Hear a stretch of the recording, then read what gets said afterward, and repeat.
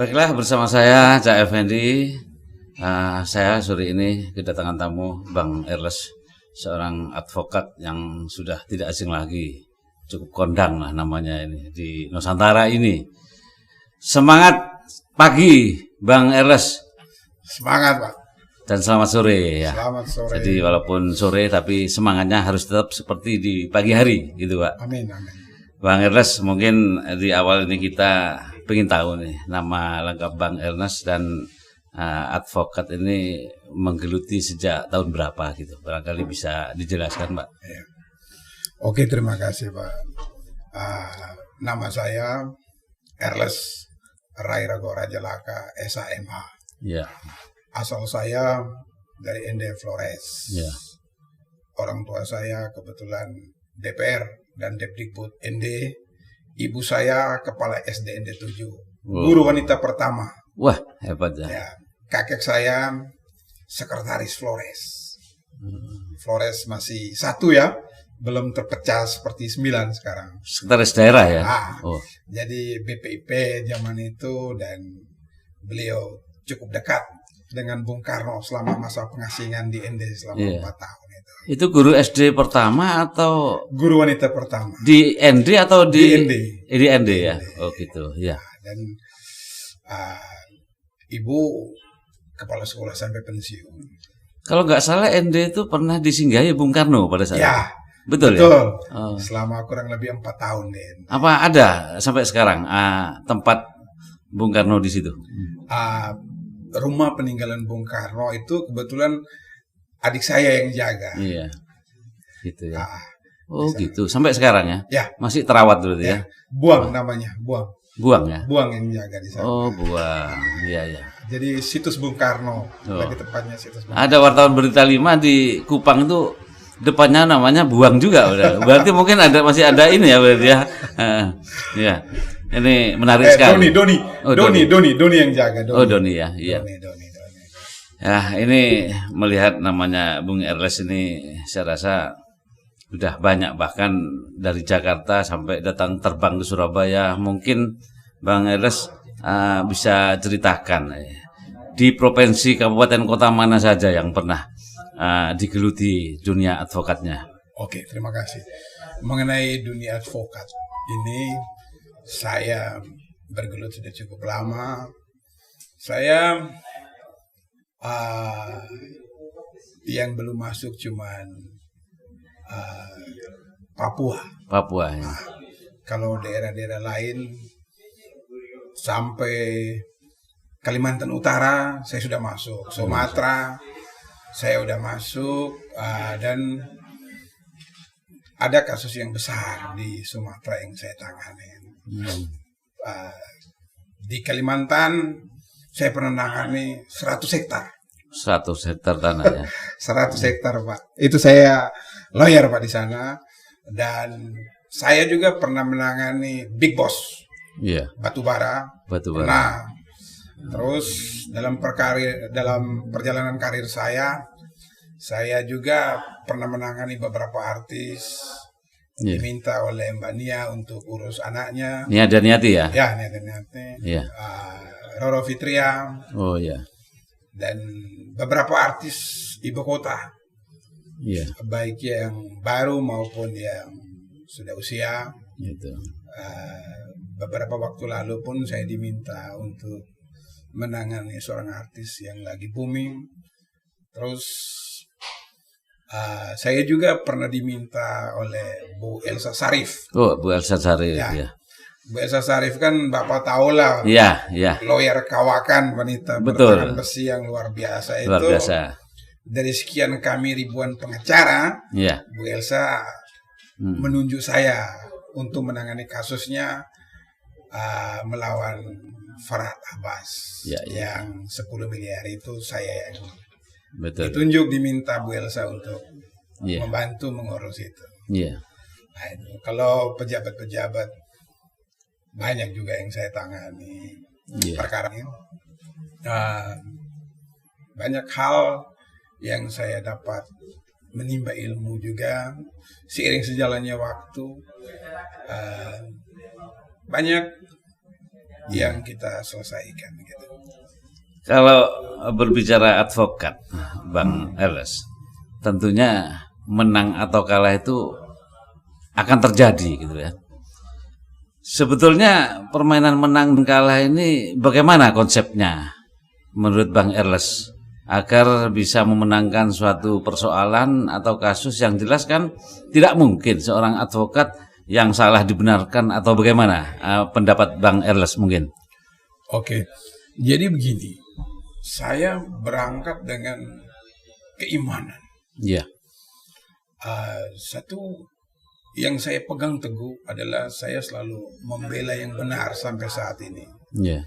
Saya, Pak, dalam menangani kasusnya, yang lain tentunya kita butuh, tapi bukan utama dan terutama.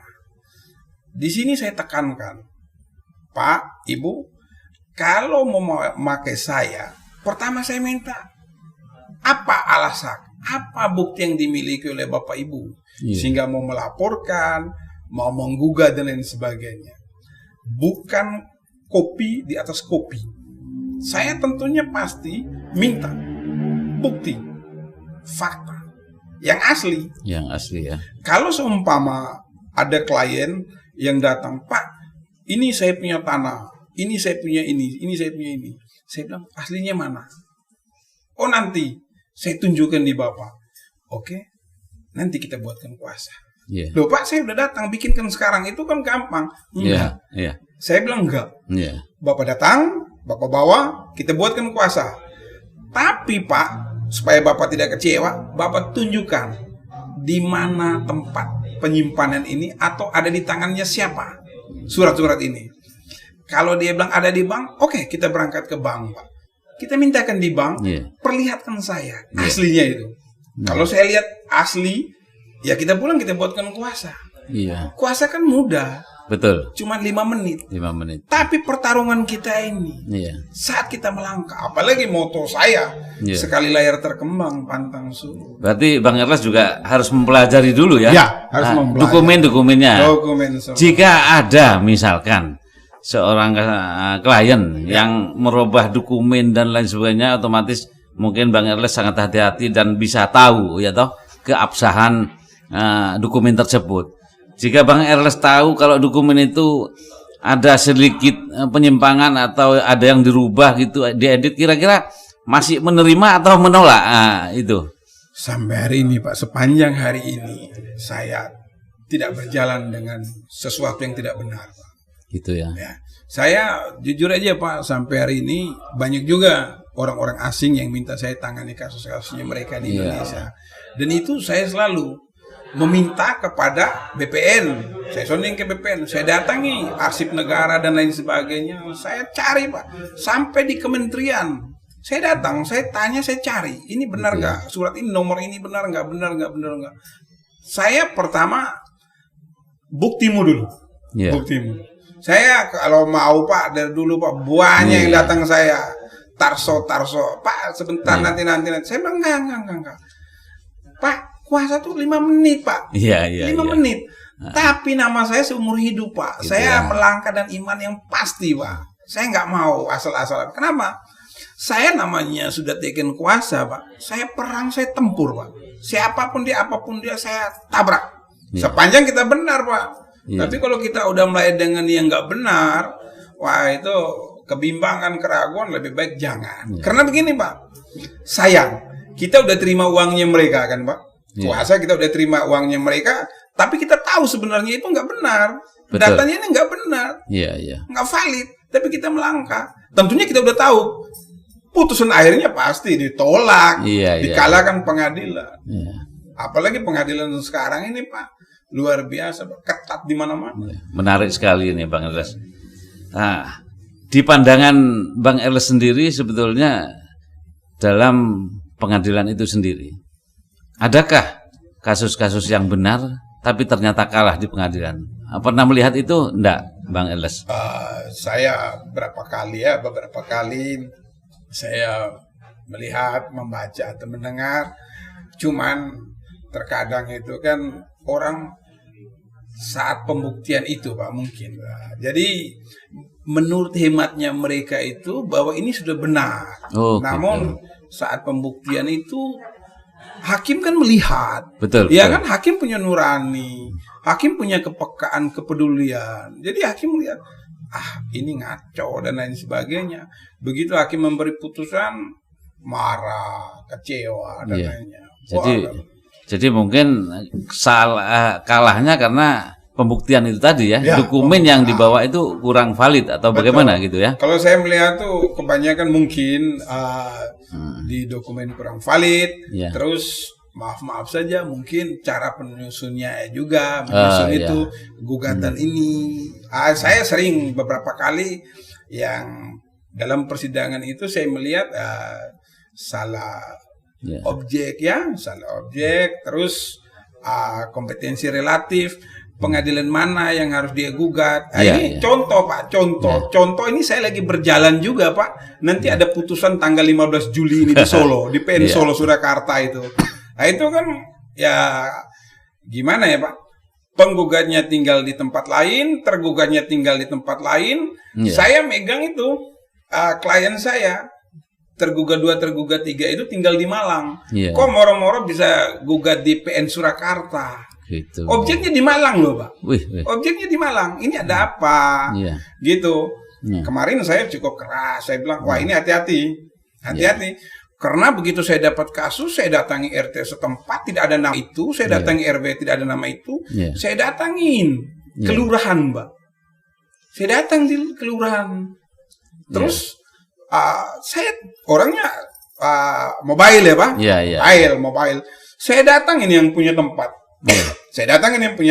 Kebetulan Bapak barusan pensiun dari salah satu bank besar di Solo. Beliaunya marah. Gitu. Beliau katakan tidak pernah ada rumah saya ini.